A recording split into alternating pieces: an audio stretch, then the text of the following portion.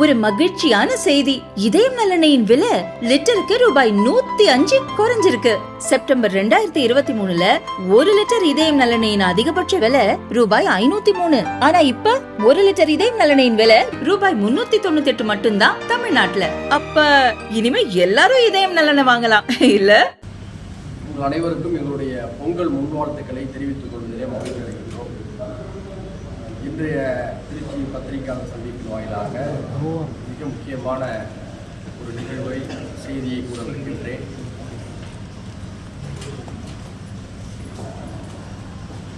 வருகின்ற ஈரோடு இடைத்தேர்தலில் மனிதநேய ஜனநாயக கட்சி இந்தியா கூட்டணிக்கு தமிழ்நாட்டில் தலைமை வகித்திருக்கக்கூடிய திராவிட முன்னேற்றக் கழகத்திற்கு எங்களுடைய முழுமையான ஆதரவை தெரிவித்து களப்பணி ஆற்றுவது என்று முடிவு செய்திருக்கின்றோம். அந்த அடிப்படையில் மனிதநேய ஜனநாயக கட்சி ஈரோடு கிழக்கு இடைத்தேர்தலில் திமுக தலைமையிலான அந்த இந்தியா கூட்டணியின் வேட்பாளர் திராவிட முன்னேற்ற கழகத்துடைய வேட்பாளருக்கு களப்பணி செய்து பெருவாரியான வாக்குகளில் அவரை வெற்றி பெற செய்ய வேண்டும் என்று தீர்மானம் எடுத்து அதற்கென்று எங்கள் கட்சியுடைய இணை பொதுச் செயலாளர் சையத் முகமது ஃபாரூக் அவர்களின் தலைமையில் தேர்தல் பணிக்குழு ஒன்றையும் நாங்கள் முடிவெடுத்து தெரிவித்திருக்கிறோம். ஈரோடு கிழக்கு இடைத்தேர்தல் என்பது கடந்த 4 ஆண்டுகளாக திராவிட மாடல் அரசு செய்து வரக்கூடிய மக்கள் நல பணிகளுக்கு கிடைக்கக்கூடிய மற்றொரு அங்கீகார வெற்றியாக இருக்கும் என்று நாங்கள் கருதுகின்றோம். நாடு தழுவிய அளவில் இந்தியா கூட்டணியின் மீது வெளியிலும் உட்புறத்திலும் விமர்சனங்கள் நடைபெற்று வரும் நிலையில் தமிழ்நாட்டில் இந்தியா கூட்டணி கட்டுக்கோப்போடு சிறந்த ஒருங்கிணைப்போடு இருக்கிறது என்பதை ஈரோடு கிழக்கு இடைத்தேர்தல் வெற்றியின் வாயிலாகவும் நிரூபிக்க வேண்டியிருக்கிறது. நாட்டுடைய நலனிலும் இந்த வெற்றி அடங்கியிருக்கிறது என்ற காரணத்தினால் உறுதியாக வலிமையாக எங்களுடைய களப்பணிகள் அடங்கியிருக்கிறது. பல்கலைக்கழக மானிய குழுவில் தேவையில்லாத திருத்தங்களை மேற்கொள்வதன் மூலம் கல்வியின் தரத்தை சீர்குலைக்கக்கூடிய ஒரு முயற்சி நடப்பதாக நாங்கள் கருதுகின்றோம்.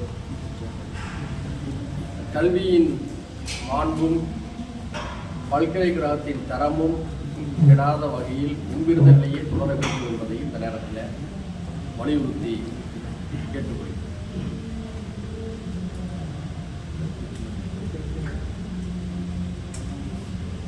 ஏதாவது கேள்விகள் இருந்தீங்கன்னா, இடைத்தேர்தல் வந்து ஈரோடு இடைத்தேர்தல் வந்து அதிமுக போட்டியிடல, அதை தேமுதிக போட்டியிடல் சொல்லியிருக்காங்க. தேர்தல் வந்து சரியான முறையில் நடக்காது அப்படிங்கிற மாதிரி சொல்லியிருக்காரு.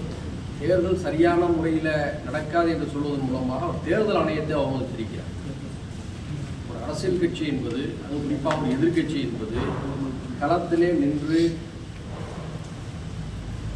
மக்களுடைய உணர்வுகளை எதிர்கொள்ள வேண்டும். வெற்றி தோல்வி என்பது இரண்டாவது. ஜனநாயகத்தில் ஒரு சமநிலை இருக்க வேண்டும் என்று சொன்னால் எதிர்கட்சி களத்தில் நின்று போராட வேண்டும். அவர்கள் பின்வாங்கி இருப்பதன் மூலமாக தங்களுடைய மோசமான தோல்வியை ஒப்புக்கொண்டிருக்கிறார்கள் என்பதுதான் இது மூலம் தெரிய வேண்டும். தோல்வி பயம். ஆமாம், தோல்வி பயம். தோல்வி பயத்தின் காரணமாக, அது மோசமான தோல்வி பயத்தின் காரணமாகத்தான் அவர்கள் பின்வாங்கி இருப்பதாக நான் கருதுகிறேன். உங்கள் கூட்டணி வந்து இந்தியா கூட்டணியில் 2026 தேர்தல் வரைக்கும் தொடருமா? அப்போ தொடர்ந்தால் அந்த தேர்தலில் உங்கள் கட்சி சார்பாக எத்தனை சீட்டு கேட்டுக்கொள்வீங்க? ஒற்றை இலக்கா இல்லை இரட்டை இலக்கா? மனிதநேய ஜனநாயக கட்சி இந்தியா கூட்டணியில் இடம்பெற்று கடந்த நாடாளுமன்ற தேர்தலிலும் மிக தீவிரமான முறையில் நாங்கள் பணியாற்றினோம். கடந்த சட்டமன்ற தேர்தலிலும் நாங்கள் தீவிரமாக பணியாற்றினோம். கடந்த நாடாளுமன்ற தேர்தலின் போது அண்ணா அறிவாலயத்தில் எங்களுடைய கூட்டணி தலைவர் அவர்களை சந்தித்த போது வருகின்ற சட்டமன்ற தேர்தலில் எங்களுக்கான இடப்பகிர்வை நீங்கள் தர வேண்டும் என்று நாங்கள் விண்ணப்பித்தோம். அதை அவர்கள் ஏற்றுக்கொண்டார்கள். எத்தனை இடங்கள் என்பது அந்த தேர்தல் அறிவிப்பு வந்த நேரத்தில் நடைபெறக்கூடிய பேச்சுவார்த்தை அடிப்படையில் தான் முடிவு செய்யும். இல்லை, நாடாளுமன்றத்தையே சீட்டு தரல, சட்டமன்றத்தில் ஒரு சீட்டு தான் கொடுப்பாங்கன்னு சொல்கிறாங்க. அதாவது நாடாளுமன்றத்தில் தொகுதி பெறக்கூடிய அளவுக்கு இன்னும் எங்கள் கட்சி வளர வேண்டும், வளர்ந்து கொண்டிருக்கும். சட்டமன்றத்தில் நிச்சயமாக எங்களுக்கான வாய்ப்புகள் உண்டு, அதை அவரும் சொல்லியிருக்காங்க. உங்களுக்கும் பொதுச் செயலாளருக்கு உள்ள கருத்து சட்டமன்றத்தை எதிர்க்கணும். நாடாளுமன்ற தேர்தல் வந்து அவங்க வந்து அதிமுகவுக்குனா நீங்கள் திமுகன்னு சொன்னீங்க. சட்டமன்ற தேர்தலாக வந்து எப்படி இருக்கும்? அவர்களாம் கட்சி விட்டு நீக்கி அதனால 1 வருஷம் ஆச்சு.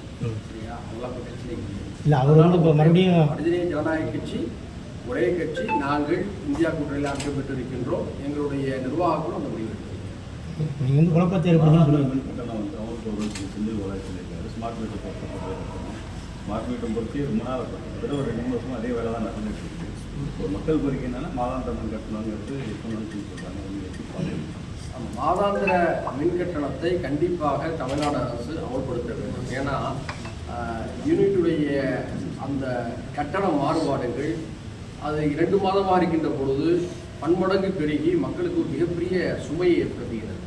இது வந்து மக்களுடைய முழுமையான விருப்பம். மக்களுடைய முழுமையான விருப்பத்தை நிறைவேற்றுவது தான் திராவிட மாடல் அரசுடைய ஒரு பண்பாக இதுவரை இருந்து வருகிறது. அந்த வகையில் கண்டிப்பாக மாதாந்திர மின் கட்டணத்தை விரைந்து தாமதமின்றி அமல்படுத்த வேண்டும். ஸ்மார்ட் மீட்டர் என்பதை வந்து நம்ம ஏற்றுக்கொள்கிறோம். ஆனால் அதுவே காலதாமதத்துக்கு வழிவகுச்சிருக்கிறது. அதாவது திராவிடத்தை மதிப்பது போல் தமிழ் தேசியத்தையும் மதிக்கின்றோம். ஆனால் தமிழ் தேசியம் என்பது தமிழ் பாசிசமாக மாறிவிடக்கூடாது. தமிழ் தேசியம் என்பது தமிழ் பாசிசமாக மாறிவிடக்கூடாது என்பதில் நாம் தெளிவாக இருக்கின்றோம். நாம் தமிழர் கட்சியுடைய ஒருங்கிணைப்பாளர் சகோதரர் சீமான் அவர்கள் பெரியார் அவர்களை புகழ்ந்து பேசித்தான் தமிழ்நாட்டு மேடைகளிலே வலம் வந்தார். அதனால் தான் அவர் மிகப்பெரிய உச்சத்தையும் எட்டினார் என்பது உண்மை. பெரியாரை புகழ்ந்து பேசி பெரியாருடைய கைத்தடித்தால் இலங்கையிலே பெரும்பாலான கையில் துப்பாக்கியாக மாறியது என்றெல்லாம் வசனம் பேசினார். பெரியார் தான் தாழ்ந்து கிடந்த தமிழக மக்களை மூடநம்பிக்கைகளை அகற்றி மீளச் செய்தவர் என்றெல்லாம் பாராட்டி புகழ்ந்து பேசினார். பெரியாரை பற்றி அவர் பேசிய அளவுக்கு வேறு எந்த தலைவரையும் அவர் பேசியிருக்க மாட்டார் என்று கருதுகிறேன். அப்படிப்பட்ட சீமான் அவர்கள் பெரியாரின் கருத்துகளின் மீது மாற்று கருத்து விமர்சனம் வைப்பதில் தவறில்லை. என்று சொன்னால் தந்தை பெரியார் அவர்களை நான் சொல்கிறேன் என்பதற்காக எல்லாவற்றையும் ஏற்க வேண்டாம், சிந்தித்து செயல்படுங்கள், என் கருத்தின் மீது நீங்கள் விமர்சனம் வைக்கும் உரிமையும் உண்டு என்று சொல்லியிருக்கிறார். ஆனால் பெரியார் சொல்லாத கருத்துக்களை பெரியார் சொன்னதாக கூறுவது அபாண்டம், பெரியாருடைய கல்லறையை சேதப்படுத்துவதற்கு சமமாகும். அந்த வேலையை நாம் தமிழர் கட்சியுடைய ஒருங்கிணைப்பாளர் திரு சீமான் அவர்கள் செய்தது கண்டிக்க வேண்டும். யாரையும் திருப்திப்படுத்துவதற்காக அவர் பெரியாரை எதிர்க்கிறார் என்று நாங்கள் சந்தேகப்படுகிறோம். சார், பெரியார் அவரோட கருத்து அவரோட புக்கை வந்து அரசுடைமையாக்கினாக்கா தான் இந்த விஷயங்கள் வெளியில் வருது. அந்த மாதிரி அரசுடைமையாக்கணும் அது கோரிக்கை விட்டுருக்காரு. அவர் சொன்ன கருத்துலாம் சரிதாங்கிற மாதிரி அவர் பேசியிருக்காரு, புரட்சியை பேசியிருக்காரு. புத்தகத்தில் இருக்கின்றார் காட்டட்டும். இல்லை, அதுக்கு அரசு பொதுமக்கள் அது பொது உரிமை ஆக்கினா தான் பார்க்க முடியுங்கிறாரு. இது வந்து அந்த பெரியாருடைய அத்தனை புத்தகங்களை வந்து திராவிடர் கழகம் தங்களுடைய உரிமையாக வைத்திருக்கிறது. பெரியாருடைய குடும்பமும் அந்த அமைப்பில் உள்ளவர்களும் அந்த கோரிக்கையை எழுப்பினார்களே என்று சொன்னால் அரசு அதை கண்டிப்பாக பரிசீலிக்க வேண்டும். ஆனால் இதை வந்து அரசுடைமை ஆக்கினால்தான் நான் ஆதாரத்தை காட்டுவேன் என்பதை தப்பித்து போகக்கூடிய ஒரு முயற்சி. கண்டிப்பாக ஆய்வாளரை கொண்டு ஒரு குழுவை நியமிக்கட்டும், பெரியார் திடலுக்கு போகட்டும், இவங்க கேட்கக்கூடிய தேதியில கேட்கக்கூடிய ஆவணங்களை எல்லாம் அவர்களும் தரட்டும், ஆய்வு செய்து மக்களுக்கு சொல்லட்டும். நம்ம யார் வேணாம்னு சொல்லலையே. இல்லை, இப்போ கலைஞரோட புக்கெல்லாம் அரசுடைமையாக்கிட்டாங்க. அந்த வழியில் பெரியாரோட புக்கையும் அரசுடைமையாக்கினாங்க. இந்த புதுக்கெல்லாம் கலைஞருடைய கட்சியினர், கலைஞருடைய குடும்பத்தினர் அந்த கோரிக்கையை வைத்தாங்க, ஏற்றுக்கொண்டாங்க. அதே போன்று திராவிட கழகமும் அவருடைய குடும்பத்தினரும் அந்த கோரிக்கையை வைத்தாங்க, ஏற்றுக்கொள்ள வேண்டியதுதாங்க. தொடர்ச்சியாக அவர் பேச்சு விமர்சனத்துக்குள்ளாகுது. முஸ்லீம்லாம் எனக்கு ஓட்டு போடலை அப்படின்னு சொல்லி சொல்கிறாரு. அதே மாதிரி பெரியாரில் பேசும்போது பெரியார் ஒரு மாதிரி சொல்லியிருக்காரு, முஸ்லீம்களுக்கு என்ன தமிழரா அப்படின்னு சொல்லி கேள்வி விடுதலையில் எழுதியிருக்காரு 64. அது நீங்கள் எப்படி பார்க்குறீங்க? இஸ்லாமியர்களை இழிவுபடுத்திருக்காரு மாதிரி. அதாவது பெரியார் அவர்களுடைய எல்லா கருத்திலும் நாம் ஒன்றுபட்டு போகவிட முடியாது. அவர் கடவுள் இல்லை என்று சொல்கிறார். அதுக்கு நேர்மாற்றான கொள்கை கொண்டவர்கள் முஸ்லீம்கள். இப்படி முரண்பாடுகளுக்கு மத்தியில் உடன்பாடுகள் என்பதுதான் பொதுவில் வந்து இருக்கக்கூடிய ஒரு கலாச்சாரமாக இருக்கிறது. பெரியார் அவர்கள் வந்து தமிழை காட்டுமிராண்டி மொழி என்று கோபத்தில் பேசியிருக்கிறார். அதுக்கு சில காரணங்களை விளக்கியிருக்கிறார். திருக்குறளை முழுமையாக ஏற்க முடியாது, காமத்துப்பாலை ஏற்க முடியாது, பெண்கள் குறித்த திருவள்ளுடைய கருத்துக்களை ஏற்க முடியாது என்று சொல்கிறார். கண்ணகியின் மீது தனது விமர்சனத்தை கடுமையாக வைக்கின்றார். இப்படி பெரியாருடைய விமர்சனங்கள் பல நேரத்தில் காட்டமாக இருக்கிறது. இதே பெரியார் தான் இன இழிவு நீங்க இஸ்லாமிய நன்மருந்து என்று 1949 பேசிய பேச்சு விடுதலையில் இருக்கிறது. திராவிட கழகத்திலிருந்து திமுக உதயமான பிறகு திமுகவுக்கு அந்த நேரத்தில் முஸ்லிம்கள் மிக கடுமையான ஆதரவை நல்கியிருந்தார்கள். அப்போது திமுகவுக்கும் பெரியாருக்கும் கடுமையான முரண்பாடுகள் இருந்த நேரம். அந்த நேரத்தில் அவர் வைத்த ஒரு கருத்து என்பதை நீங்கள் புரிந்து கொள்ள வேண்டும். அதன் பிறகு எத்தனையோ இடங்களில் முஸ்லிம்களையும் இஸ்லாத்தையும் ஏற்றி போற்றி அவர் பேசியிருக்கிறார். ஓரிரு கருத்துகளில் முரண்பட்டு இருக்கலாம். யார் தான் எல்லா கருத்துலையும் ஒன்றா இருக்க முடியும்? காந்தியடிகள் இருக்காரு. காந்தியடிகள் தன்னுடைய மகன் இஸ்லாத்துக்கு மதம் மாறிட்டாரு. உடனடியாக மதம் மாற்றம் தெரிஞ்சிட்டு கொண்டு வந்து சொன்னாரா இல்லையா? அதுக்கான காந்தி அந்த ஒன்றுக்கான எடுத்துட முடியுமா? ஓரிரு கருத்துகள் ஒவ்வொரு தலைவரிடம் இருந்தும் ஒவ்வொரு காலகட்டத்திலும் மாறுபடும், வேறுபடும். அதில் பெரும்பான்மையான மனநிலை அவரிடம் என்னவாக இருந்தது என்பதுதான் முக்கியம். அந்த அடிப்படையில் பெரியார் அவர்கள் முஸ்லிம்களுக்கு ஆதரவாக இருந்திருக்கிறார். பாசிசத்துக்கும் ஆரியவாதத்துக்கும் எதிராக இருந்திருக்கிறார். அந்த அடிப்படையில் அவருடைய கருத்தை நாம் ஏற்றுக்கொள்கிறோம். ஒன்று, முரண்படக்கூடிய விஷயத்தில் பெரியாரோடு நாமும் முரண்படுகின்றோம். ஆனால் பெரும்பாலான கருத்துகள் சமூக நீதிக்கும் சமத்துவத்துக்கும் ஆதரவாக இருக்கின்ற காரணத்தினாலே நாம் பெரியாரை ஆதரிக்கின்றோம். நாம் தமிழர் கட்சியுடைய ஒருங்கிணைப்பாளர் திரு சீமான் அவர்கள் எனக்கு முஸ்லீம்கள் ஓட்டு போடல அப்படின்னு சொல்லி குறை சொல்லதான் சொல்றாங்க. அதாவது முஸ்லீம்கள் மட்டும் உங்களுக்கு ஓட்டு போடல, நான் சிறுமைப்படுத்தலை. நீங்கள் பிறந்த சமூகத்தை சேர்ந்தவர்கள் உங்களுக்கு முழுமையாக ஓட்டு போட்டார்களா, ஏற்றுக்கொள்கிறார்களா? ஏற்கவில்லை. உங்களுடைய அரசியல் நடவடிக்கைகளை பொறுத்து தான் மக்களுடைய ஆதரவு வரும் போகும். சிறுபான்மையின முஸ்லிம்களை பொறுத்தவரை குடியுரிமை கருப்பு சட்டம் இந்தியாவிலே மோடி அவர்களால் கொண்டு வந்த பிறகு ஒவ்வொரு மாநிலத்திலும் தங்களுடைய வாழ்வுரிமைக்கு, அமைதியான வாழ்க்கைக்கு எந்த கட்சியால் முழுமையான பாதுகாப்பு தர முடியுமோ அந்த கட்சியை ஆதரிக்கிறார்கள். இதுதான் உண்மை. தமிழ்நாட்டில் திராவிட முன்னேற்ற கழகம் அந்த வகையில் மற்ற கட்சிகளை விட உறுதியானது, தெளிவானது என்று நம்புகிறார்கள். மேற்கு வங்கத்தில் மம்தா பானர்ஜியை நம்புகிறார்கள். பீகாரில் லாலு பிரசாத் யாதவை நம்புகிறார்கள். உத்தரப்பிரதேசத்தில் சமாஜ்வாதி கட்சி அகிலேஷ் யாதவ் அவர்கள் நம்புகிறார்கள். ஒவ்வொரு மாநிலத்திலும் அந்தந்த மாநிலத்துடைய அரசியல் தட்பவெட்ப சூழ்நிலைக்கு ஏற்ப தங்களுக்கு பாதுகாப்பான அரசியல் முகாம் எது என்று தேர்வு செய்து வாக்களிக்கிறார்கள். இது முஸ்லிம்களுடைய அரசியல் நுண்ணறிவை காட்டுகிறது. குடியுரிமை கருப்பு சட்டம், மோடி அவருடைய எதாச்சிகாரம் இவையெல்லாம் வந்த பிறகு இந்தியாவின் முஸ்லிம் சமுதாயம் அரசியல் மயப்படுத்தப்பட்டிருக்கிறது, ஜனநாயகப்படுத்தப்பட்டிருக்கிறது. அவர்கள் தங்களுடைய நுண்ணறிவை கொண்டு வாக்களிக்கிறார்கள். இது எப்படி சீமான் அவர்கள் விமர்சிக்க முடியும்? உங்களுக்கு ஓட்டு போடங்கிறதுனால உங்களை விமர்சிக்கிறோம், உங்களை எதிர்க்கிறோம், உங்களை திட்டோம்னு அர்த்தம் அல்ல. வாக்கு அரசியல் என்பது வேறு, அதை தாண்டிய பண்பாடுகள் என்பது வேறு. அவர்கள் ஏதாவது தனிப்பட்ட முறையில் முஸ்லீம்கள் விமர்சிச்சிருக்காங்களா, அவருடைய கட்சியை கவலைப்படுத்திருக்காங்களா? இல்லை. உங்களை விட பாசிசத்தை எதிர்ப்பதற்கு திமுக தலைமையிலான இந்தியா கூட்டணி வலிமையானது என்று நம்புகிறார்கள். அதற்கு ஆதரவளிக்கிறார்கள். நீங்க உங்களுடைய கடமை செய்யுங்க. எதிர்காலத்தில் எப்படி வேண்டுமென்றால் நிலைமைகள் மாறலாம். ஆனால் நீங்க பேசக்கூடிய சில பேச்சுகளே உங்களுடைய அரசியல் என்பது சிறுபான்மையினருக்கு ஒத்து வராது என்ற முடிவை அவரே எடுத்திருக்கிறார்கள். சில மாதங்களுக்கு முன்பாக முஸ்லீம்களையும் கிறிஸ்தவர்களையும் சாத்தான்களின் பிள்ளைகள் சொல்லி அவர் தான் பேசுறாரு. அப்படி சாத்தான்களுடைய பிள்ளைகள்னு சொன்னதுக்கு அப்புறம் அந்த மக்கள் எப்படி அவங்க ஆதரிப்பாங்க? யோசிச்சு பாருங்க. இறை தூதரே வந்தாலும் உங்களை திருத்த முடியாதுன்ற மாதிரி பேசுறாரு. தேர்தல் அரசியலுக்கும் எதுக்கு இறை தூதருடைய வழிகாட்டல் நீங்க சமப்படுத்தி பாக்குறீங்க? அந்த மக்களுக்கும் வருமா வராதா? உங்களுடைய பேச்சுகள், உங்களுடைய ரைமிங்காக நீங்கள் கைத்தட்டலுக்காக நீங்கள் பேசக்கூடிய அந்த உரையாடல்கள் எல்லாமே இவர்களுக்கு எரிச்சலை ஏற்படுத்துகிறது, கோபத்தை ஏற்படுத்துகிறது. ஒரு சிறந்த அரசியல் தலைமையாக அவரை இவர்கள் ஏற்கவில்லை. இந்த நிலையில் இருக்கும்போது எங்களை ஏன் ஓட்டு போட சொல்லி வருத்தப்படுறது உங்கள்கிட்ட தான் அந்த குறைகள் இருக்கு. நீங்க தான் காலப்போக்கில் அதை சரி செய்யணும். நீங்க சரி செய்தால் மக்கள் அதை பரிசீலிப்பார்கள். முஸ்லிம்களால் சிறுபான்மை பாதுகாவலன் திமுக சொன்னாலும் கூட இந்த கோவை சிறைவாசிகள் விடுதலை இருக்குது, 3.5 இடஒதுக்கீடு அதிகப்படுத்துறது, இப்போ சமீபத்தில் கோயம்புத்தூரில் மாட்டுக்கறி பிரச்சனை, தொடர்ந்து இஸ்லாமியர்களுக்கு எதிராக பிரச்சாரங்கள், இந்த மாதிரி வன்முறை தொடர்ந்துட்டு இருக்குது. ஆனால் சிறுபான்மை அரசு திமுக அரசு பாதுகாவலன்னு சொல்கிறீங்க. இதை நீங்கள் எப்படி பார்க்குறீங்க? நாங்கள் திமுக தான் எங்களுடைய சிறுபான்மை ஒரே பாதுகாவலன் இங்கே நம்ம சொன்னோமா? திமுகவை நாங்கள் நம்புகிறோம். திமுக சிறுபான்மை மக்களை நம்புகிறது. இதுதான் புரிதல். இன்னொன்று, இந்த திராவிட மாடல் அரசில் முஸ்லீம்களுக்கு எதிராக எங்கே வன்முறை நடந்திருக்கு? நீ வன்முறைங்கிற வார்த்தையை பயன்படுத்துறீங்க, திரும்ப பெறுங்க. நீங்கள் எங்கே நடந்திருக்கு? குஜராத்தில் மாட்டுக்கறிக்கு அடிக்கிறாங்களா முஸ்லீம்கள்? அது மாதிரி தமிழ்நாட்டில் அடிக்கிறாங்களா? உத்தரப்பிரதேசத்தில் கும்பல் படுகொலை மூலமாக கொலை செய்கிறாங்களா முஸ்லீம்களை? அது மாதிரி இங்கே தமிழ்நாட்டில் கொலை செய்கிறாங்களா? பீஃப் கடை பிரச்சனை வச்சு கோயம்புத்தூர்ல உடனடியாக அதிகாரி நடவடிக்கை எடுத்தாங்களா இல்லையா? ஏன் இல்லாத ஒன்று நீங்களே கருத்தை உருவாக்குறீங்க? 3.5% இடஒதுக்கீடு உயர்த்தணும்னு சொல்லி எல்லாருடைய கோரிக்கை. 3.5% இடஒதுக்கீடு தந்தது இவர்கள் தான். இவர்களே உயர்த்துவாங்கிற நம்பிக்கை நமக்கு இருக்கு. இன்னொரு விஷயம் கோவை சிறைவாசிகள் விஷயத்தில் அதிமுக ஆட்சியில் சில முன்முயற்சிகள் எடுத்தாங்க. ஆனால் முழுமையான நடவடிக்கைகள் வந்து இந்த ஆட்சியில் தான் எடுக்கப்பட்டிருக்கு. அவங்க அவ்வளோ பேர் வந்து சிறை விடுப்புல வந்திருக்காங்களா இல்லையா? ஒன்றன் பின் ஒன்றாக அவருடைய விடுதலை சாத்தியமாகிட்டு இருக்கா இல்லையா? படிப்படியாக தாங்க சில விஷயங்களை செய்ய முடியும். தேர்ந்தெடுக்கப்பட்ட அரசுன்னு சொல்லி சில நிர்பந்தங்கள் உண்டு. நினைச்சதையெல்லாம் செஞ்சிட முடியுமா? நான் கொடுக்கக்கூடிய எல்லா குறிக்கும் அவரால் எந்த அரசாலும் செஞ்சிட முடியுமா? படிப்படியாக தான் செய்வாங்க. அதற்காக உடனடியாக இவர்களை தூக்கி எரிஞ்சிட்டு இவர்களோட ஒரு மாற்று தேடிப்போங்க அப்படின்னு சொல்றது சிறுபான்மை மக்களை தற்கொலை பாதையின் பக்கம் அடைத்து செல்வதற்கு சமமாகும். சிறுபான்மை மக்களுக்கு ரொம்ப நுட்பம் முன்பு மாதிரிலாம் இல்லைங்க. குடியுரிமை கருப்பு சட்டத்துக்கு முன்னாடி நிலைமை வேறு. சிஏஏ சட்டம் வந்ததுக்கு அப்புறம் ஒவ்வொன்றையும் பார்த்து அரசியல் நடவடிக்கை எடுத்துக்கிட்டு இருக்காங்க.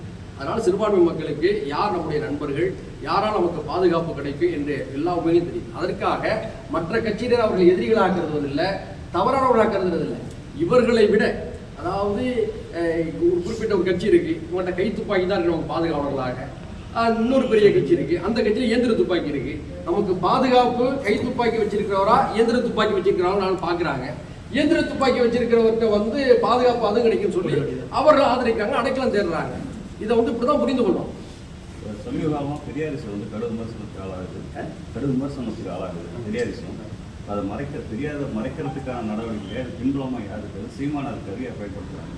அதாவதுங்க, நான் ஏற்கனவே சொல்லியிருக்கேன், தந்தை பெரியாரோடைய எல்லா கொள்கையிலும் எல்லாரும் ஒத்து போக முடியாது, அது வேறு விஷயம். ஆனால் ஒப்பீட்டளவில் சமூக நீதிக்காக, தமிழர்களுடைய மேம்பாட்டுக்காக, தமிழ்நாட்டுடைய நலன்களுக்காக அடிப்படை வழித்தளங்களை ஏற்படுத்திய தந்தை பெரியார் அவர்கள் தான். அதனால வந்து பெரியார் அவர்களை நிராகரித்து விட்டு தமிழ்நாட்டில் யாராலும் அரசியல் செய்ய முடியாது. இதுதான் யதார்த்தமான உண்மை. தேசிய அளவில் காந்தியடிகளை சிறுமைப்படுத்த நினைக்கிறாங்க, காந்தியடிகளை பொதுமக்களுடைய மனநிலையிலிருந்து மறைக்க நினைக்கிறாங்க. தமிழக அளவில் அதே போன்று தந்தை பெரியாரை சிறுமைப்படுத்த நினைக்கிறார்கள். பொதுமக்கள் மனநிலையிலிருந்து அவரை அப்புறப்படுத்த நினைக்கிறார்கள். எழுதி வைத்துக் கொள்ளுங்கள், தேசிய அளவில் காந்தியடிகள் ஒரு காலத்திலும் மக்களுடைய மனங்களிலிருந்து மாற்றி அமைக்க முடியாது, அழிக்க முடியாது. அதே போன்றுதான் தமிழ்நாட்டில் தந்தை பெரியார் அவருடைய அந்த சமூக நீதி பார்வைகளை, அழுத்தமான தாக்கங்களை நிச்சயமாக யாரும் மறைக்கவே முடியாது. பெரியாரை நீங்கள் சிறுமைப்படுத்தலாம். நீங்கள் சிறுமைப்படுத்த பெரியாரை பற்றி அதிகமான முறையில் வாத பிரதிவாதங்கள் உருவாகி ஆய்வுகள் நடக்குது. அதிகமான இளைஞர்கள், புதிய தலைமுறையினர் பெரியாருடைய கருத்துக்களை போய் பார்க்கக்கூடிய சூழல் ஏற்படுது. பெரியாரை அடுத்த கட்டத்துக்கு கொண்டு போவதற்கு இத்தகைய விமர்சனம் உதவுகிறது என்பதுதான் உண்மை. ஆனால் அவர் சொல்லாததை சொன்னதாக அவதூறு பரப்புவது நாகரிகம் அல்ல, நியாயம் அல்ல. சீமான் யாரையும் திருப்திப்படுத்த இத்தகைய வேலைகளை செய்து கொண்டிருக்கிறார். பெண்களுக்கு எதிரான பாலியல் குற்றங்களை விசாரிக்க சிறப்பு நீதிமன்றங்கள் அமைக்கப்பட்டு தமிழக முதலமைச்சர் சொல்லியிருக்காங்க. ஏற்கனவே பல சட்டங்கள் இருக்குது, போஸ்கோலேருந்து எல்லாமே ஓரளவு போயிட்டு இருக்கு. இப்போ இந்த பல்கலைக்கழக பிரச்சனைக்கு அப்புறம் அதிகமாக தெரிவிக்கப்படுது, கருத்துக்கள் தெரிவிக்கப்படுது, குற்றச்சாட்டு வைக்கப்படுது. இப்போ இருக்கக்கூடிய சட்டங்கள் வந்து கடுமையாக்கணும் தான் நமக்கு கோரிக்கையாக இருக்குது. எப்படி இருக்கு? அதாவது அந்த பல்கலைக்கழகத்தில் அந்த மாணவிக்கு ஏற்படுத்தப்பட்ட பங்கம் என்பது எந்த விதத்திலும் நியாயப்படுத்த முடியாத, கடுமையாக கண்டிக்கத்தக்கது. நம்ம குடும்பத்தை சேர்ந்த ஒரு பொண்ணுக்கு நடஞ்சினா விடுவோமா? அப்படிதான் நம்ம புரிஞ்சுக்கிறோம். ஆனால் இந்த ஒன்றை மையமாக வைத்து என்னமோ தமிழ்நாடு முழுக்கவே அது மாதிரியே சம்பவம் நடந்தது போல சித்தரிப்பது வந்து நியாயம் அல்ல. இன்னொன்று, ஒரு பெண்ணுக்கு நடந்த ஒரு அநீதியை ஏற்கனவே நீதிமன்றம் அழகாக சுட்டி காட்டியிருக்கு. அதை தடுக்க வேண்டும், இனிமேல் நடைபெறாமல் அவற்றை முடக்க வேண்டும் என்ற அடிப்படையில் அணுகாமல் இது எப்படி அரசியல் பயப்படுத்தி எப்படி அரசியல் ஆதாயம் பெறுவது என்ற நோக்கிலே செயல்படுவது தவறு என்று நீதிமன்றம் சுட்டி காட்டியிருக்கிறது. அப்படிதான் அதை பார்த்துக்கணும். இது எந்த ஆட்சி எந்த எதிர்கட்சின்னு அப்படிதான் சொல்லணும். பொதுவாக நான் சொல்லக்கூடிய ஒரு கருத்து. ஏன்னா பெண் என்பது ஒரு கண்ணியத்திற்குரிய ஒரு இடத்தில் வைத்து பார்க்க வேண்டிய ஒரு உயிர். அப்படிப்பட்டவர்களுக்கு வந்து எதிராக நடக்கக்கூடிய நடவடிக்கைகளை ஒடுக்குவதற்காக சட்டங்களை கடுமைப்படுத்துவது, தண்டனைகளை அதிகப்படுத்துவது என்பது தவறே இல்லை. அது மிகச் சரியானது என்று நான் வரவேற்கின்றேன். இன்னும் அதிகபட்சமான நடவடிக்கைகளை எடுத்தாலும் மனிதநேய ஜனநாயக கட்சி அதை வரவேற்கும். காரணம் என்னவென்று சொன்னால், பெண்களுடைய பாதுகாப்பில் தான் சமூகத்துடைய நாகரிகம் அடங்கிவிடும். சார், லாஸ்டாக கொஸ்டின் சார், தமிழர்களோட கடன் வந்து 8 லட்சம் கோடிக்கு மேலே வந்துருச்சு. இப்போ இலவசங்கள் கிடைக்கணுங்கிற ஒரு இது இருக்குது. அதே போல் இப்போ மாதம் ஒவ்வொரு பொங்கலுக்கும் 1000 ரூபாய் தருவாங்க. அந்த கடன் தொகையை குறைக்கிறதுக்கான வழிமுறைகள் எதுவும் ஒன்று நினைக்கிறீங்க?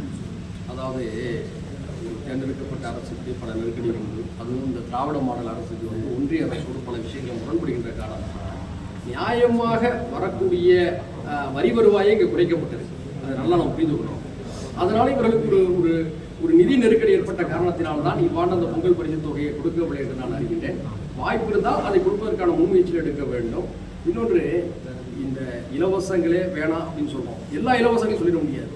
பொங்கல் போன்ற ஒரு தமிழர்கள் பெரும் மகிழ்ச்சியோடு கொண்டாடக்கூடிய நிகழ்வுகளில் இப்படிப்பட்ட அன்பளிப்புகள் அவருடைய படத்துல இருந்தால் அது அவர்களுக்கு போகுது. அப்படிப்பட்ட அன்பளிப்புகள் அவர் கொடுப்பதன் மூலம் அந்த மக்கள் மகிழ்ச்சி அடைகிறார்கள். எனவே தேர்தல் கால அறிவிப்புகள் என்பது வேறு, பண்டிகைகளின் போது அரசாங்கம் கொடுக்கக்கூடிய அன்பளிப்புகள் என்பது வேறு. இது ரெண்டையும் குழப்பிக் கொள்ளக்கூடாது. திமுகவுடைய தேர்தல் அறிக்கையில நீட் தேர்வை நாங்கள் முற்றிலுமாக நாங்கள் நீக்கிடுவோம் கொடுத்தும் அது நிறைவேற்றல. எத்தனை காலங்கள் தான் மக்களை ஏமாற்ற அந்த பாடலுடைய கோட் பண்ணி தமிழக வெற்றி தலைவர் விஜய் ட்வீட் பண்ணியிருக்காரு.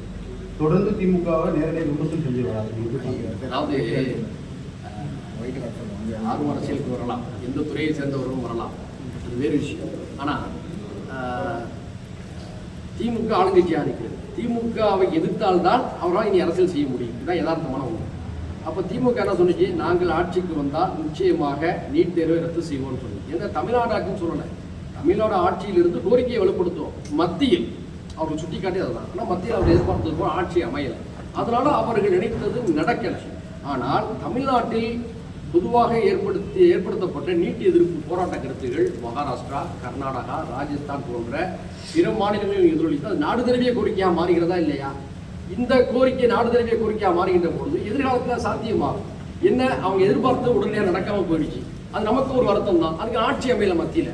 திமுக எந்த இடத்துலையும் காங்கிரஸ் ஆட்சிக்கு வந்தால் நீட்டை ஒழிப்பு போல, நாங்கள் ஆட்சிக்கு வந்தால் நீட்டை ஒழிப்பு ரகசியம் எங்களுக்கு தெரியும். நாங்கள் அது என்ன ரகசியம் தான் எல்லாரும் கேட்குறோம். இல்லை, அதாவது என்னன்னு சொன்னோம்னா, நாங்கள் ஆட்சிக்கு வந்தான்னு சொல்வது அந்த ஆட்சியில் அவர்கள் யூபிஏ கவர்மெண்ட்டில் பங்கெடுத்தது போன்ற ஒரு நிலைப்பாட்டை தான் அவர்கள் சொல்லியிருக்கிறாங்க. நல்லா புரிந்து கொள்ளணும். அந்த கூட்டணி ஒரு ஆட்சி ஒரு அமையும், அந்த ஆட்சியில் நாங்கள் அதை சாதிப்போம் என்றதுதான் நீங்க புரிந்து கொள்ள புரிய வைக்கல. அவங்க யாரும் ஸ்டாலின் சொன்னாரு, உதயநிதி சொன்னாரு, கனிமொழி சொன்னாங்க, எல்லாருமே சொன்னாங்க. யாரும் மத்தியில் இந்தியா கூட்டணி ஆட்சிக்கு வந்தால் நாங்கள் நீட்டை ஒழிப்போம் யாரும் அவங்க சொன்னதனுடைய அர்த்தம் இதுவாக தான் இருக்கு என்று என்னுடைய கருத்து. அதாவது இந்த கட்சியில் அறிவித்தது வந்து அவர் தான் சொல்லணும். நீங்க என்ன கேட்குறீங்க, நான் இதுவாக தான் இருக்குங்கிறது என்னுடைய கருத்தை நான் சொல்ல யூகத்தை சொல்றேன். அந்த ஓல்டு பென்ஷன் ஸ்கீம்லாம் கேட்டுட்டு இருந்தாங்க. இப்போ புதுசாக ஒரு ஸ்கீம் பென்ஷன் ஸ்கீம் அறிமுகப்படுத்திருக்காங்க. ஆனால் அது ஊழியர்கள் மத்தியில் அது பெருசாக ஒரு இம்பாக்ட் உண்டாக்கல. அதாவது இது விஷயமாக மக்களிடம் இருவேறு கருத்துகள் இருக்கிறது. நானும் இந்த கருத்துக்களை வந்து கேட்டறிந்து தான் வர்றேன். இது சரியா தவறா, இது அதிகபட்சமா அல்லது நியாயமற்றதா அல்லது நியாயம் உள்ளதா என்ற வாத பிரதிவாதம் நடந்து வருகிறது. பொறுமையாக இன்னொரு முறை உங்களுடைய இந்த கேள்விக்கு நான் பதிலளிக்கிறேன். கடந்த ஆட்சியில் அதிமுக போராட்டம். ஆனால் இப்போ சந்துக்கடை மாதிரி அங்கங்கே ஓப்பன் பண்ணுறாங்க. அது மட்டும் இல்லாமல் கஞ்சா போதைப்பொருள்லாம் அதிகமானதுல அதிகம் குற்ற சம்பவங்கள் நடக்குது. இதை நீங்கள் எப்படி பார்க்குறீங்க? ரெண்டு கேள்வி வச்சுருக்கீங்க. ஒன்று, டாஸ்மாக் கடைகள் அதிகரிக்கப்படுவதோ அல்லது அதனுடைய விற்பனை வருவாய் உயர்த்தப்படுவதற்கான நடவடிக்கையில் ஈடுபடுவதையோ நாங்கள் முழுமையாக ஏற்கவில்லை. 100% பூர்ண மதுவிலக்கை நாங்கள் வலியுறுத்துகின்றோம். அது உடனடியாக சாத்தியமில்லை என்று சொன்னால் படிப்படியாக அதனுடைய எண்ணிக்கைகளை, கடைகளுடைய எண்ணிக்கைகளை குறிக்க வேண்டும், நேரங்களுடைய குறைவை அதிகரிக்க வேண்டும். கடந்த அதிமுக படிப்படியாக குறைச்சாங்க, ஆனால் இப்போ அதிகரிச்சுட்டு இருக்காங்க. அதை ஏற்க முடியாதான் சொன்னேன். நான் சொல்லலை, எந்த விதத்தையும் ஏற்க முடியாதான் நான் சொல்கிறேன். ஆதரிக்கலை. டாஸ்மாக் கடைகள் படிப்படியாக மூடப்படுவதற்கான முன்முயற்சிகளை மாண்புமிகு தமிழக முதல்வர்கள் எடுக்க வேண்டும். இப்படி எடுக்கும்போது தமிழ்நாட்டு தாய்மார்களுடைய அதிகபட்ச ஆதரவை இவர்கள் பெற முடியும். அரசியல் ரீதியாக பெரிய நன்மை இருக்கு. ஒன்று. ரெண்டாவது விஷயம், இந்த கஞ்சா அப்படின்னு போதை மருந்துன்னு சொல்றீங்க, நல்லா புரிந்து கொள்ளுங்க. இது எது இந்த திமுக ஆட்சியிலேயோ ஒரு அண்ணா திமுக ஆட்சியிலேயோ வந்துச்சு அப்படின்னு சொல்றதை நான் பொதுவாக ஏற்றுக்கொள்வது. என்று ஜல்லிக்கட்டு போராட்டம் மிகுந்த எழுச்சியோடு சென்னை மெரினாவில் நடைபெற்றதோ அதன் பிறகுதான் தமிழ்நாட்டுடைய நகரங்களில் தொடங்கி இப்போது கிராமங்கள் வரை ஊடுருவி இருக்கிறது கஞ்சாவின் போன்ற பொருள். இதற்கு பின்னால் ஒரு மாபெரும் சதி இருப்பதாக கருதுகின்றோம். பஞ்சாபில் இருந்த ஒரு மாநில அளவிலான விழிப்புணர்ச்சியை முடக்குவதற்கு திட்டமிட்டு அங்கு கஞ்சா, போதை, அபின் போன்ற பொருள்கள் பரவ செய்யப்பட்ட அந்த இளைஞர்கள் மிகப்பெரிய ஒரு மூளைத்திறன் இழப்புக்கு ஆளானார்கள். இது உண்மை. பஞ்சாபுக்கு சென்ற பல பத்திரிகை நண்பர்கள், அரசியல் நண்பர்களிடம் சொன்ன செய்தி. ஜல்லிக்கட்டு போராட்டத்திற்கு பிறகு தமிழ்நாட்டு இளைஞர்களையும் மாணவர்களையும் மதிமயங்க செய்ய வேண்டும் என்ற உள்நோக்கத்தோடு ஒரு மிகப்பெரிய சதியின் பின்னணியில் தான் இவை பரப்பப்படுவதாக நான் கருதுகின்றேன். இது வந்து ஜல்லிக்கட்டுலேன்னு சொல்றேன். எந்த ஆட்சியும் நான் சொல்றேன், நல்லா புரிந்துக்கணும் சார். ஜல்லிக்கட்டு வந்து பர்டிகுலர் இந்த கட்சிக்காரங்க தான் கற்றுக்கிட்டு இல்லை, அதான் ஜல்லிக்கட்டு அதான் சொல்றேன். தமிழ்நாட்டுடைய மாபெரும் மக்கள் எழுச்சியை, விழிப்புணர்வை எதிர்காலத்திலே சீர்குலைக்க வேண்டும் என்ற மாபெரும் சதித்திட்டத்தோடு இந்த வேளையில் ஒரு மிகப்பெரிய பின்னணியோடு நடைபெறுவதாக நான் தொடர்ந்து குற்றம் சாட்டி வருகின்றேன். மத்திய அரசு நான் சொல்லிட்டேன், ஆதாரம் இல்லாமல் சில விஷயங்களை பத்திரிகையாளர்களுக்கு சொல்லிடக்கூடாது. அப்புறம் நீங்களே ஆதாரம் கேட்பீங்க, ஆதாரம் சொன்னால் எங்களுக்கு சங்கடம், சந்தேகிக்கின்றோம். தீவிரவாதிகள் பண்றாங்களா இல்ல அரசு சார்? ஒரு மாபெரும் சதி இருக்கு சார், இதை வந்து அரசு தான் கண்டறியும். மூளைக்கு மூளை வந்து இன்னைக்கு கஞ்சாவும் அப்படின்னு வந்து புழங்குகின்ற போது இளைஞர்களுடைய மனித வளம், மாணவருடைய எதிர்காலம் பாதிக்கப்படுகிறது. இதை வந்து நம்ம அரசியலா பார்க்க வேண்டியது. இது உங்கள் வீட்டு பிள்ளை, என் வீட்டு பிள்ளை, நம் வீட்டு பிள்ளை, எல்லாரும் பாதிக்கப்படுறாங்க. நாம் எல்லாரும் எல்லா துறையும், அரசியல் துறைகள், பத்திரிகை துறையினர், மாணவர் அமைப்புகள், இளைஞர் அமைப்புகள், சமூக ஆர்வம் எல்லாரும் சேர்ந்து செய்யக்கூடிய ஒரு முன்முயற்சி. எதிர்கால தமிழ்நாட்டை பாதுகாக்கிறோன்னா இந்த விஷயத்துல நாம் ரொம்ப கூடுதலாக கவனம் செலுத்தணும். இந்த பிரஸ் மீட் வாயிலாக நான் பெற்றோர்களுக்கு என்ன சொல்றேன்னு சொன்னா, உங்களுடைய பிள்ளைகள் பள்ளிக்கூடம் போயிட்டு வீட்டுக்கு வந்த பிறகு பள்ளிக்கூட பைகளை சோதிங்க, வாட்ஸ்அப்பை வந்து சோதிங்க. ஏன்னு சொன்னோம்னா அந்த பிள்ளைகளுக்கு மத்தியில் தவறானவர்கள் ஊடுருவி இத்தகைய வேலையை செய்துவிடக்கூடாது என்ற கடமையை வீட்டிலிருந்து நாம் செய்ய வேண்டும். அதே போன்ற ஆசிரியர்களும் அதை செய்ய வேண்டும். இது உங்களுடைய விண்ணப்பம். Okay thanks. அந்த வசீமா என்ற ஒரு சகோதரி, உங்கள் திருச்சியை சேர்ந்தவங்க, திருச்சி அருகே வந்து புலிகுளம் என்ற சிறிய கிராமத்தில் வந்து ஒரு ஏழ்மையான பின்னணியில் பிறந்த சகோதரி வந்து வசீமா அவர்கள். அவங்க வந்து இந்த ரோல் பால் விளையாட்டில் வந்து இந்திய அணியின் சார்பில் பங்கேற்று சாம்பியன் பட்டம் பெற்றிருக்காங்க, தங்கப்பதக்கம் பெற்றிருக்காங்க. தமிழ்நாடு அரசு அப்படியா? பெண் தரப்பில் வந்து வசீமா, ஆண் தரப்பில் வந்து சந்திரசேகர். இந்த இருவருக்கும் மாண்புமிகு தமிழக முதல்வர் அவர்கள் அவருடைய எதிர்காலத்தை கருத்தில் கொண்டு ஊக்கத்தொகை தலா ₹1,00,000 வழங்க வேண்டும் என்று மனிதநேய ஜனநாயகத்தின் சார்பில் வலியுறுத்தியிருக்கிறது. ஓகே. வணக்கம் சார்.